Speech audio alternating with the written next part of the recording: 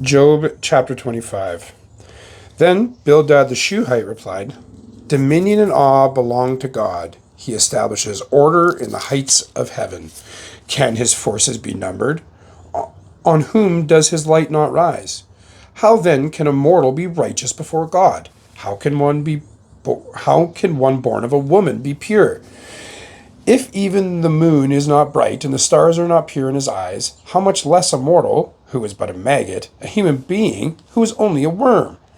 Then Job replied, How you have helped the powerless, how you have saved the arm that is feeble, what advice you have offered to one without wisdom, and what great insight you have displayed. Who has helped you utter these words, and whose spirit spoke from your mouth?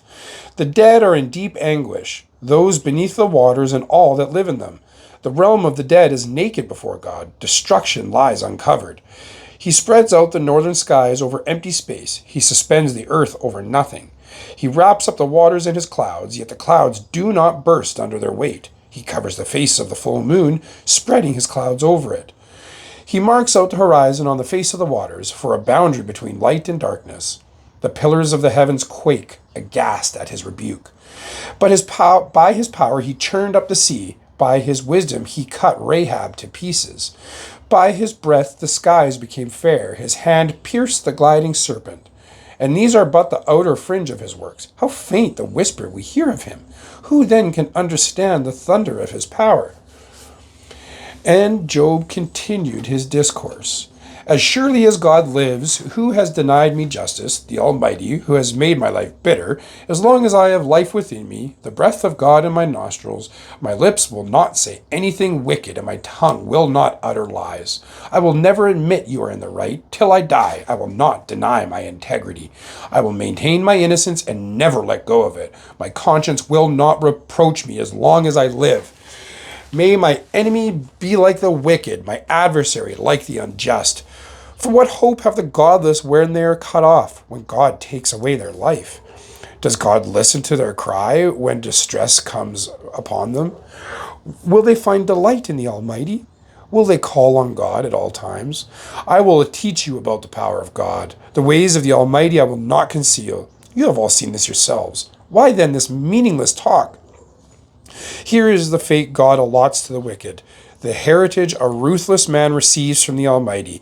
However many his children, their fate is the sword. His offspring will never have enough to eat. The plague will bury those who survive him, and their widows will not weep for them. That sucks. Though he heaps up silver like dust and clothes like piles of clay, what he lays up the righteous will wear, and the innocent will divide his silver. The house he builds is like a moth's cocoon, like a hut made by a watchman. He lies down wealthy, but will do so no more. When he opens his eyes, all is gone. Terrors overtake him like a flood. A tempest snatches him away in the night. The east wind carries him off, and he's gone. It sweeps him out of his place. It hurls itself against him without mercy as he flees headlong from its power. It claps its hands in derision and hisses him out of his place. There is a mine of silver. There is a mine for silver and a place where gold is refined. Iron is taken from the earth and copper is smelted from ore. Mortals put an end to the darkness. They search out the farthest recesses for ore in the blackest darkness. Far from human dwellings they cut a shaft in places untouched by human feet. Far from other people they dangle and sway. The earth from which food comes is transformed below as by fire. Lapis lazuli comes from its rocks, and its dust contains nuggets of gold. No bird of prey knows that hidden path. No falcon's eye has seen it. Proud beasts do not set foot on it, and no lion prowls there. People assault the flinty rock with their hands and lay bare the roots of the mountains. They tunnel through the rock. Their eyes see all its treasures. They search the sources of the rivers and bring hidden things to light.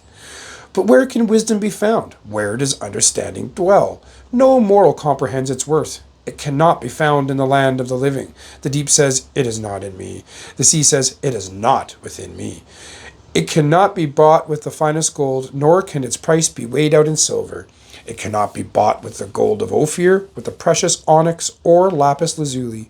Neither gold nor crystal could compare with it, nor can it be had for jewels of gold.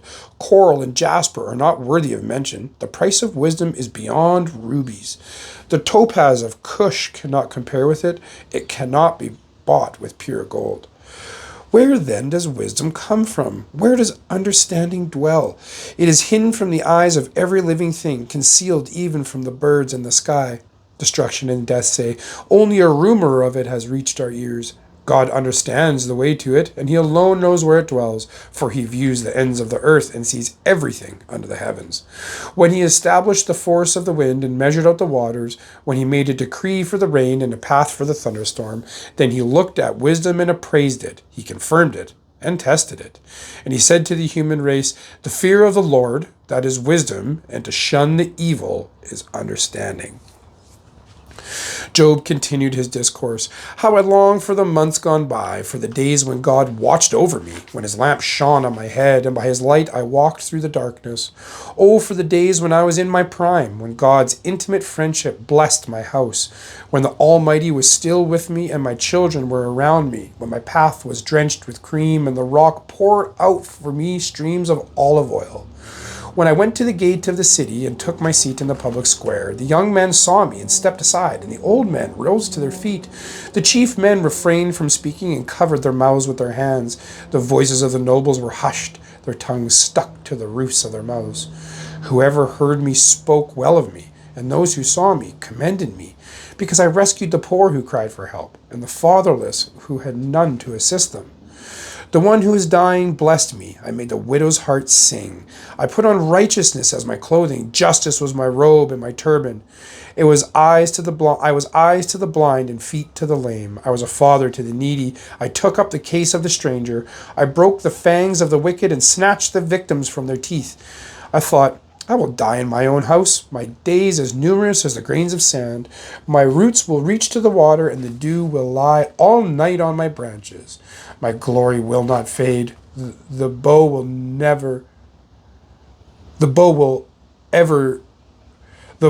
be ever new in my hand. Good grief. People listened to me expectantly, waiting in silence for my counsel.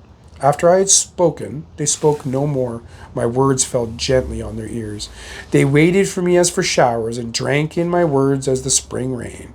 When I smiled at them, they scarcely believed it. The light of my face was precious to them. I chose the way for them and sat as their chief. I dwelt as a king among his troops. I was like one who comforts mourners. But now they mock me.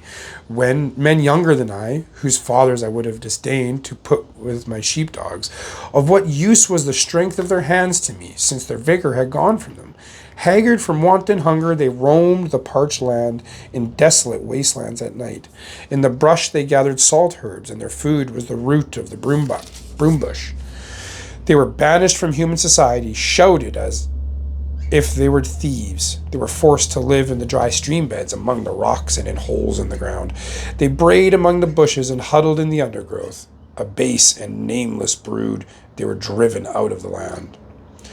And now those young men mock me in song. I have become a byword among them. They detest me and keep their distance. They do not hesitate to spit in my face. Now that God has unstrung my bow and afflicted me, they throw off restraint in my presence. On my right, the tribe attacks. They lay snares for my feet. They build their siege ramps against me. They break up my road. They succeed in destroying me. No one can help him, they say.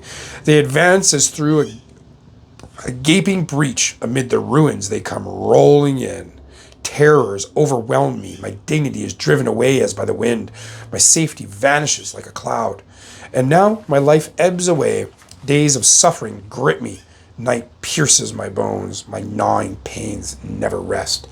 In his great power, God becomes like clothing to me. He binds me like the neck of my garment. He throws me into the mud, and I am reduced to dust and ashes. I cry out to you, God, but you do not answer. I stand up, but you merely look at me. You turn on me ruthlessly. With the might of your hand, you attack me. You snatch me up and drive me before the wind. You toss me about in the storm. I know you will bring me down to death, to the place appointed for all the living. Surely no one lays a hand on a broken man when he cries for help in his distress. Have I not wept for those in trouble? Has my soul not grieved for the poor? Yet when I hoped for good, evil came. When I looked for light, then came darkness. The churning inside me never stops. Days of suffering confront me. I go about blackened, but not by the sun. I stand up in the assembly and cry for help. I have become a brother of jackals, a companion of owls. My skin grows black and peels. My body burns with fever. My lyre is tuned to mourning, and my pipe to the sound of wailing.